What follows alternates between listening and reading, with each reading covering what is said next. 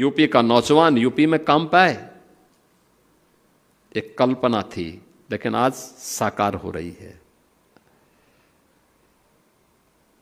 पिछले 9 वर्ष में ये डबल इंजन की सरकार ने यूपी के अंदर 9 लाख से अधिक नौजवानों को सरकारी नौकरी दी है। 9 लाख से अधिक। कोई नौजवान ये नहीं कह सकता, कोई नौजवान ये नहीं कह सकता कि उसको सिफारिश लगाने की आवश्यकता पड़ी। कोई नौजवान ये नहीं कह सकता कि पैसा देकर के उसका सिलेक्शन हुआ है। मौका था विश्व युवा कौशल दिवस 2026 का, जहां लखनऊ में सीएम योगी ने कौशल से स्वावलंबन, स्वावलंबन से सम्मान थीम पर आयोजित कार्यक्रम में कौशल विकास और रोजगार से जुड़े कई नई पहलों का शुभारंभ किया। साथ ही बीते 9 साल में यूपी के युवाओं को मिली सरकारी नौकरी का ब्यौरा पेश करते हुए रोजगार में युवाओं की आत्मनिर्भरता का भी जिक्र किया।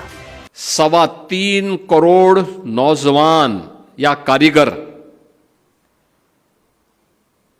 आज अपना स्वयं का एमएसएमई यूनिट का संचालन कर रहे हैं या वहां रोजगार प्राप्त कर रहे हैं।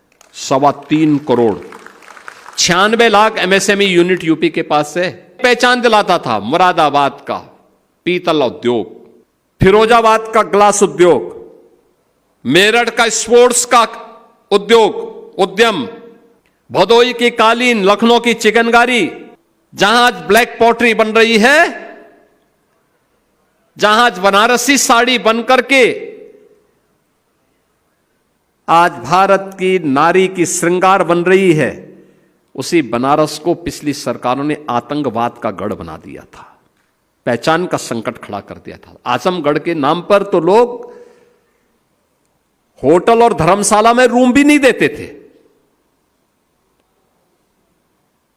उस आजमगढ़ की स्थिति इन्होंने पैदा कर दी थी। सीएम योगी ने इस मौके पर यूपी के तमाम शहरों से जुड़े उन प्रोडक्ट्स का जिक्र किया जिनसे एमएसएमई और स्टार्टअप के जरिए जुड़कर करोड़ों युवाओं को रोजगार का मौका मिला, जो कि केंद्र और राज्य सरकार की योजनाओं के तहत युवाओं को मिले कौशल प्रशिक्षण से ही संभव हो सका। आइए अब उन खास योजनाओं के बारे में भी जान लेते हैं जिनसे यूपी में युवाओं के कौशल को निखारा गया। DDU-GKY दीनदयाल उपाध्याय ग्रामीण कौशल योजना के तहत 15 से 35 वर्ष आयु वर्ग के ग्रामीण युवाओं को दिया जाता है कौशल प्रशिक्षण। राज्य कौशल विकास कोष राज्यों द्वारा कौशल प्रशिक्षण कार्यक्रमों के लिए बनाया गया एक समर्पित फंड है, जिससे 14 से 35 वर्ष के युवाओं को निशुल्क प्रशिक्षण और रोजगार मिलता है। प्रोजेक्ट प्रवीण, इसका उद्देश्य स्कूली छात्रों को उनकी नियमित पढ़ाई के साथ साथ निशुल्क रोजगार परक कौशल प्रशिक्षण प्रदान करना है। स्कूली स्तर पर 2.5 लाख छात्र सीख रहे हैं AI। स्किल मित्र पोर्टल, ट्रेंड युवाओं को सीधे मिल रहे हैं रोजगार के मौके। सरकारी ITI और कौशल विकास केंद्रों से प्रशिक्षित 14 लाख से अधिक युवाओं का data upload. AI for all, हर नागरिक के लिए Uttar Pradesh skill development mission की वेबसाइट पर मुफ्त AI कोर्स और इंडस्ट्री सर्टिफिकेट। युवाओं को कौशल विकास से जोड़ने वाली इन योजनाओं को विस्तार देते हुए सीएम योगी ने बुधवार को विश्व युवा कौशल दिवस पर कौशल सारथी और कौशल सेतु डिजिटल मॉड्यूल आधिकारिक रूप से लॉन्च किया, जो कि डिजिटल गवर्नेंस को मजबूत करने और राज्य के युवाओं को रोजगार से जोड़ने के लिए सरकार की बड़ी पहल का हिस्सा है। प्रदेश के नोएडा के ममूरा गांव में बुधवार को उस वक्त अफरा तफरी मच गई जब एक रिहायशी इमारत में अचानक भीषण आग भड़क उठी। देखते ही देखते आग ने विकराल रूप ले लिया और कुछ ही मिनटों में पूरी इमारत जहरीले धुएं से भर गई। लोग अपनी जान बचाने के लिए खिड़कियों और बालकनियों की ओर दौड़ पड़े। शुरुआती जांच में इलेक्ट्रिक स्कूटी की बैटरी में हुए स्पार्क को आग की वजह माना जा रहा है। वहीं इस दर्दनाक हादसे में धुएं की चपेट में आने से एक महिला और एक पुरुष की मौत हो गई, जबकि इमारत में फंसे दर्जनों लोगों को दमकल और पुलिस की टीम ने सुरक्षित बाहर निकाला। आखिर कैसे एक छोटी सी स्पार्किंग ने पूरे भवन को आग और धुएं के आगोश में ले लिया, आइए पूरे घटनाक्रम पर भी एक नजर डाल लेते हैं। जानकारी के मुताबिक नोएडा के ममूरा गांव यानी कि सेक्टर 66 में एक 5 मंजिला रिहायशी इमारत में चार्जिंग पर लगी इलेक्ट्रिक बाइक की बैटरी में स्पार्किंग होने से भीषण आग लग गई, जिसके धुएं में दम घुटने के कारण 2 लोगों की मौत हो गई। दरअसल ग्राउंड फ्लोर की पार्किंग में चार्ज हो रहे एक इलेक्ट्रिक स्कूटर बाइक में शॉर्ट सर्किट और स्पार्किंग हुई। स्पार्किंग के बाद लगी आग ने पास खड़ी पेट्रोल गाड़ियों को चपेट में ले लिया, जिससे धमाके हुए और पूरी इमारत में काला धुआं भर गया। हादसे के वक्त इमारत में लगभग 50 परिवार यानी कि 100 से अधिक लोग फंसे हुए थे।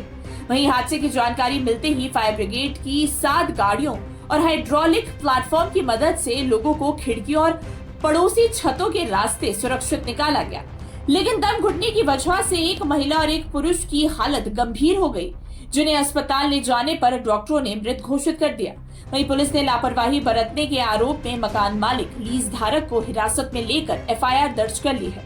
आज थाना फेज 3 अंतर्गत मामूरा क्षेत्र में सेक्टर 66 में एक रिहायशी बिल्डिंग में उसके प्रथम तल पर एक इलेक्ट्रिक ईवी स्कूटी जो चार्जिंग में लगी थी उसमें स्पार्किंग हुई और उससे आग लग गई और उसके आसपास खड़ी तमाम गाड़ियों में आग लग गई और उससे जो फ्यूम जनरेट हुआ वो काफ़ी मात्रा में उस बिल्डिंग के ऊपरी हिस्सों में।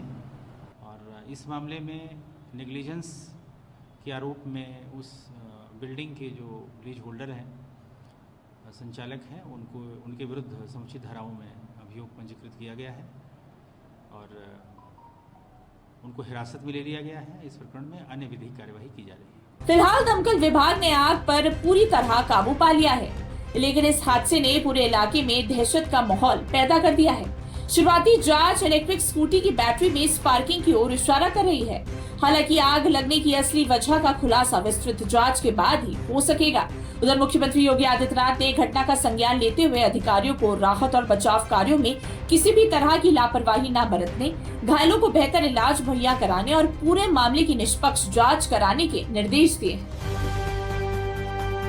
आप देख रहे हैं खुशी समय, आपकी आवाज आपके साथ।